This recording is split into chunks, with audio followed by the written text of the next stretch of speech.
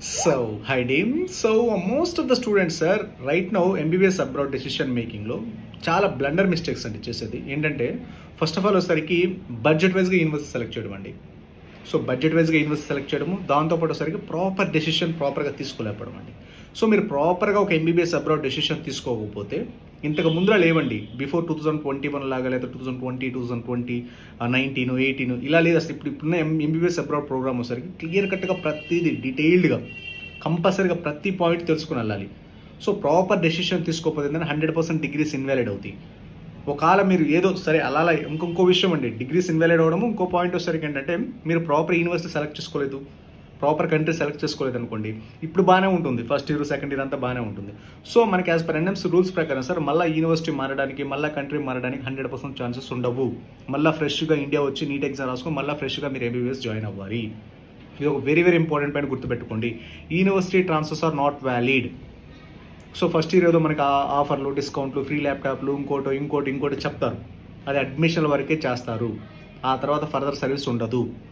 ఆ తర్వాత మీరు యూనివర్సిటీ సరే ఆ యూనివర్సిటీ నచ్చకనో లేదా హాస్టల్ నచ్చకనో లేదా క్వాలిటీ ఆఫ్ ఎడ్యుకేషన్ లేకుండా లేదా NMC రూల్స్ ఫాలో ఒక డిగ్రీ ఇన్వాలిడ్ అవడము జరిగిన తర్వాత మీకు ఆల్రెడీ 1 year 2 years తర్వాత తెలిసింది మీరు వేరే కంట్రీలో వేరే యూనివర్సిటీకి వెళ్దాం అనుకుంటారు. అలా వెళ్ళడం కూడా హైలీ ఇంపాసిబుల్ కదా, అసలు 100% ఇంపాసిబుల్. అలా వెళ్తే డిగ్రీ ఇన్వాలిడ్ అవుతుంది. సో కాబట్టి మీరు డెసిషన్ తీసుకునేటప్పుడు 100% అసలు 1-2 సార్లు ఆలోచించే డెసిషన్ తీసుకోండి. ఎందుకంటే ఇప్పుడు మార్కెట్లో ఏంటంటే మీకు తెలియదేం కాదు, మరి ఇంటర్మీడియట్ అడ్మిషన్ మాదిరి మీరు డెసిషన్ తీసుకోవద్దు. ఎవరో రావడం ఇంటికాడికి ఏదో ఆఫర్లు ఇవ్వడం, డిస్కౌంట్లు ఇవ్వడం, లేకపోతే ఆ యూనివర్సిటీ. ఇంకో విషయం అండి, మీరు ఎస్పెషల్లీ రష్యాలో జాయిన్ అయ్యేటప్పుడు university selection is very important. అక్కడ డిఫరెంట్ యూనివర్సిటీస్ ఉంటాయి. సో ఇప్పుడు యూనివర్సిటీ సెలక్షన్ కూడా వేరే, ఎందుకంటే ఇప్పుడు మీరు తీసుకునే డెసిషన్ బట్టి రేపు ఫ్యూచర్ మీ కెరీర్ అంతా ఆధారపడి ఉంటుంది. ఇప్పుడు మీరు ప్రాపర్గా డెసిషన్ తీసుకోకపోతే ఫ్యూచర్ ఏమీ ఉండదు. సో ఉన్నట్టు అనిపిస్తుంది మీకు. ఎప్పుడు ఈ ఇంపాక్ట్ తెలుస్తుంది ఆఫ్టర్ 3 years, 4 years, 5 years తర్వాత మీకు క్లారిటీ వస్తుంది. ఆ తర్వాత మీరు ఏమి చేయలేరు. సో ఇంటర్మీడియట్ అన్నా మీరు లాంగ్ టర్మ్లో first long term, second long term తీసుకుంటే మళ్ళీ తర్వాత లాంగ్ టర్మ్లో లేదా నీట్ ఎగ్జామ్కో నెక్స్ట్ ఎగ్జామ్కో USMLకి అలా ప్రిపేర్ అవుతూనే ఉండాలి. అయినా సక్సెస్ అవ్వలేరు.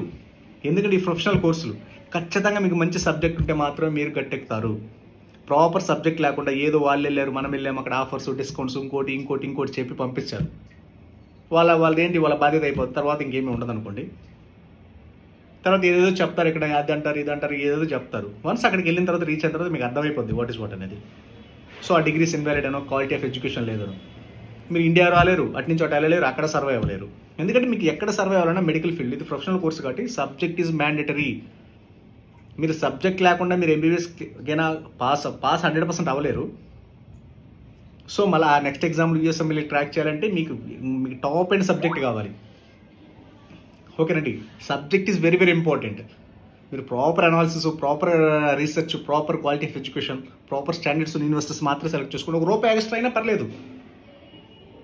ఎందుకంటే ఇది MBBS కోర్స్ అండి, ఇది నాట్ ఇంటర్మీడియట్ కోర్స్ లేదా 10th class కాదు, ఇది ప్రొఫెషనల్ కోర్స్. అంటే ఇక్కడ మీరు చదివే చదువు, ఇక్కడ చదివే మీరు నేర్చుకునే క్వాలిటీ ఆఫ్ ఎడ్యుకేషన్ బట్టి మీ టోటల్ నెక్స్ట్ 50 years అవ్వచ్చు, 60 years అవ్వచ్చు, మీ ఫ్యూచర్ అంతా డిపెండ్ అయి ఉంటుంది ఇక్కడ. సో కాబట్టి ఇక్కడ డెసిషన్ అనేది వెరీ ఇంపార్టెంట్. ఏదో వాళ్ళు వెళ్ళారు మనం వెళ్ళాం, వాళ్ళ డాక్టర్స్ అవుతాం మన డాక్టర్స్ అవుతాం అవ్వము.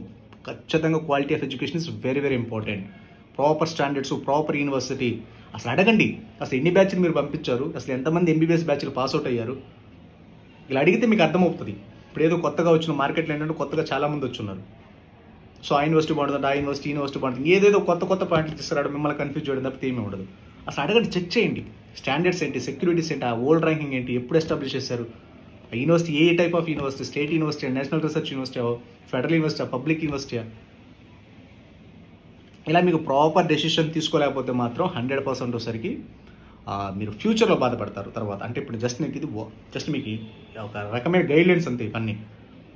మీరు ప్రాపర్ డెసిషన్ తీసుకోకపోతే మాత్రం ప్రాపర్గా తర్వాత మీకు అర్థమవుతుంది. ఇప్పుడైతే అసలు ఏమీ అర్థమవుతుంది. First year, second year, third year వరకు ఏం అర్థమవుతుంది. మీకు 4th year నుంచి మీరు ప్రిపరేషన్ మొదలుపెట్టి సీరియస్గా అయిపోతుంది అన్నట్టుగా చేస్తారు కదా, అప్పుడు అర్థమవుతుంది.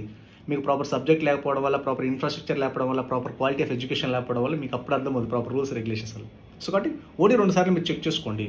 ఇది లైఫ్ కాబట్టి 1-2 ఏదన్నా మీకు డౌట్స్ ఉన్న క్వరీస్ ఉన్నాయి, just contact on below WhatsApp numbers. Okay, thank you very much.